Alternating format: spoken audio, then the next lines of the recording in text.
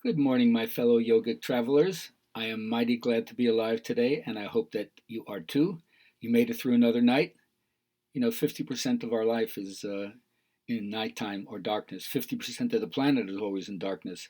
It's important to learn how to go into the dark on many different levels.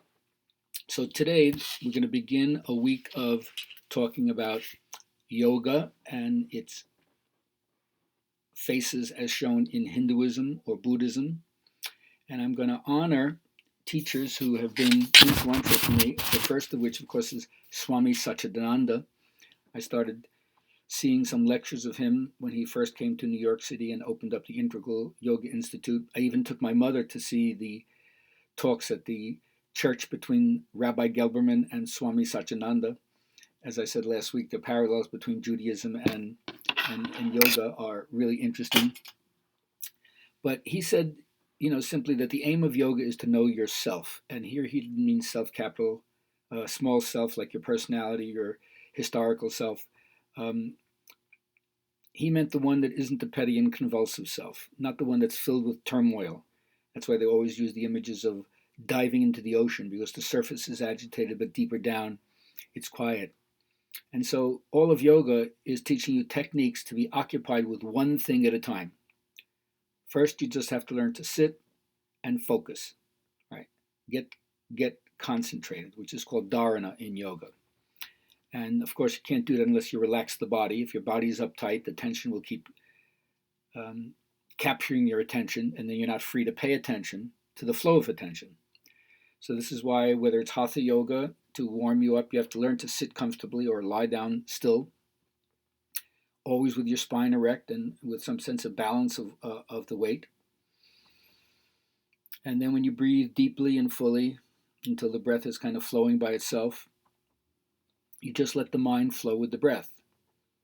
And separate from the energetic aspect of being able to charge yourself with vitality or relax yourself with a certain kind of tranquility, you just forget the entire world outside. Your total awareness comes on your breath or any other thought form that arises with it.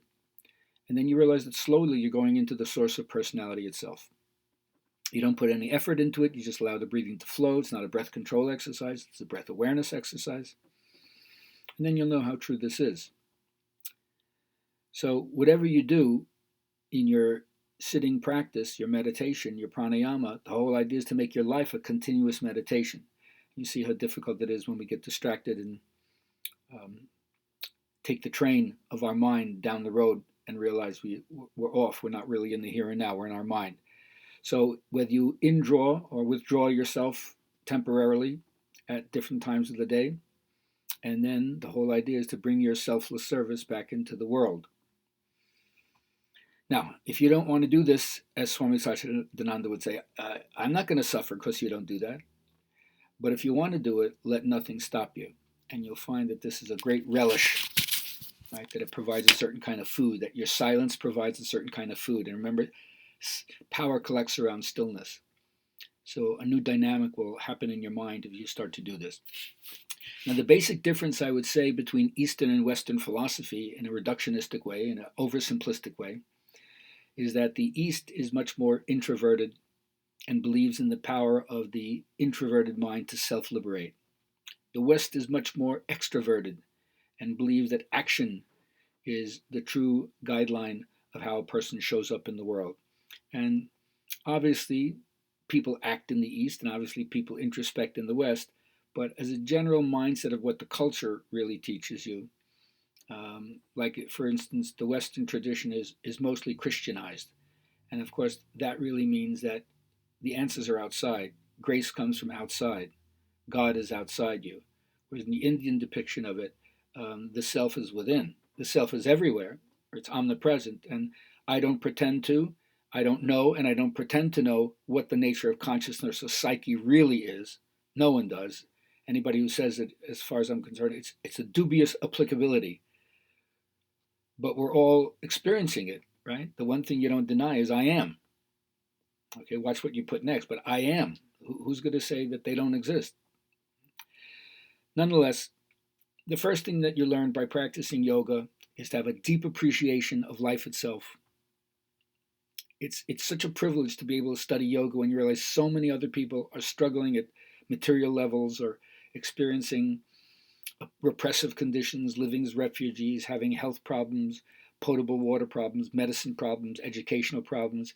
And we are so free in our white privilege to pull together information from so many different places, so many different resources. Uh, you can study this forever. And then when you realize yoga is also an art form, that the way you do your yoga is the kind of way that you do your life, in the same way that you would do painting or sculpting or dancing, whatever. You put it together in an aesthetic way and you try to beautify yourself or your environment. Now, one of the differences, of course, we have is we don't have a caste system. The ancient yoga technique had the varnas, the caste systems, which was Brahmins were on the top of the list, and they dispensed the religious teachings, and the kshatriyas were the administrators, and the white collar workers, and the vaishyas were the working class, the blue collar workers, and then the sudras were the people that had the crappy jobs and did the cleanup and the bussing and the pig waste and stuff like that. And then, of course, they would have their untouchables, their version of our homeless people. But the whole universe is alive, as reflected by the different caste systems. Now, we don't have the same kind of caste system that they did, but we have an economic caste system, and that you're somehow sanctioned by not having as much money. And of course, that leads you both to a certain kind of judgment and prejudice against other people who don't have money. Right? We look at the poor very different than we look at the rich or the wealthy, and also is like a racist system. It tends to also favor the white people, and don't want to get Marxist capitalist on you, but that's how history has worked out in not only just in the Western world, but now capitalism is all over. So when you practice yoga, it's like stepping into a refreshing shower, right? Or a good meal, like a communion with your own higher power. And of course, it's available to everybody, but a lot of people don't take the time.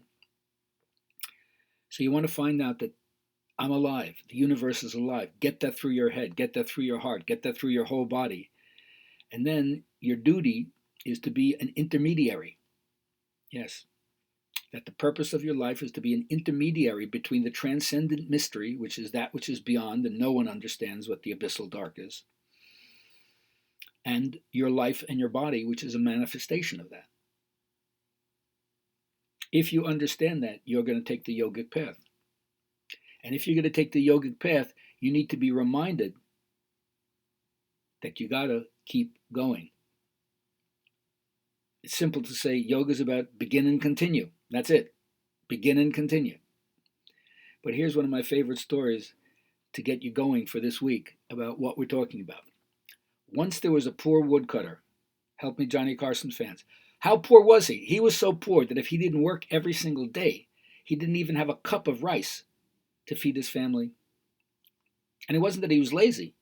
It just so happens that he came from a village of woodcutters.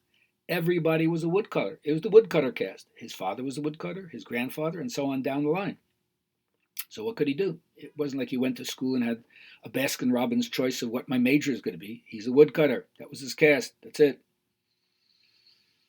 So he got up in every day to ply his trade, and that's it.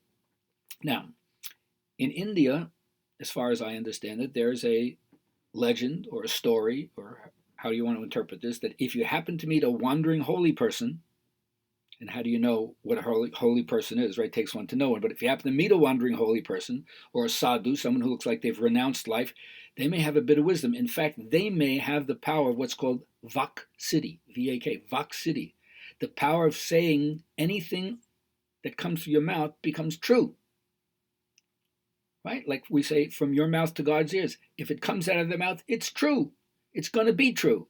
So, of course, you want to get a blessing if you happen to meet any of these people, because that's what they do. They dispense goodness and wisdom effortlessly, flowing freely through them. Anyway, one day as he's walking to the woods to do his normal task, he comes by a wandering sadhu, and he realizes this is the moment everybody's talking about.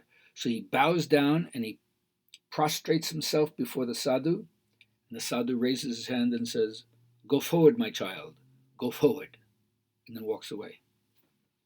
And the woodcutter looks up. Go forward? Go forward? I wait all my life to have an experience like this, and does he teach me some mantra? No. Does he initiate me into some esoteric teaching of yoga? No. Does he explain some knotty problem from the Holy Writ so I can understand what the scriptures say? No. Instead, I get MapQuest. Go forward. That is my lot in life for sure. So as he's musing to himself this way, thinking about what just happened, he gets to the place in the forest where he normally does his work, and he's about to raise his axe to hit the tree when he hears the voice of the sadhu saying, "Go forward, my child, go forward." And in one of those crazy moments where you decide to go against the flow and habitual groove or pattern or rut that you've been in your whole life, he says, "What the hey-ho?" He didn't say stop, he said, "Go forward." So he sheathes his axe, he walks further into the forest, and now he comes across a grove of sandalwood, never seen in the market. And everybody knows that the branches of sandalwood are used for kindling. They're fantastic. So he says, "Oh, fantastic." So he cuts it down, he walks into the village with it, and now there's a buzz because nobody knows where the sandalwood is. He does, so he sells it. Now, for the first time in months, he has a decent meal for his family. So, of course, the next day, having found this sandalwood stash, he walks right back to it because he's a master of the forest. He knows exactly where it is. He raises his hand to hit the sandalwood tree. He hears the voice of the sadhu. "Go forward, my child, go forward." And in a moment of miff, he says, "I went forward. Thank you. I got the blessing. What do you want from me?" "All right, fine." Sheathes his axe, walks into the forest a little further, somewhere different. A eucalyptus grove. A twofer. The leaves are used in Ayurveda for various kinds of lung and pulmonary problems, but the wood, the hardness of the wood, is great for burning. "Oh, fantastic." He chops it down. Oh, the village is abuzz, but he doesn't tell him where the stash is. And now he not only has a good meal, he has some surplus for a couple of days. Well, third day, I don't know what you'd do, but if I found the stash, I'd go back and milk it for everything I could.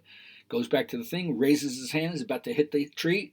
He hears the voice of the sadhu. "Go forward, my child, go forward." Now, in the Indian tradition, to be enlightened, you don't have to be literate. You don't have to write. You don't have to know how to read. And I'd even prefer if you didn't even talk or think. But as literate as he is, he's no dumbbell. He knows what's going on now. Without a nanosecond, he sheathes his axe, he walks into the forest, and there he discovers lignum vitae, a grove of lignum vitae, the hardest wood in the world. And now he realizes, I am on the verge of becoming a very prosperous woodcutter. But in these stories, these blessings continue to multiply like compound interest. So on successive days, he walks further into the forest where he finds first a silver mine, and then a gold mine, and then finally a diamond mine. And now he's as wealthy as Kubera, the god of wealth himself. So the moral of the story is, go forward, my friends.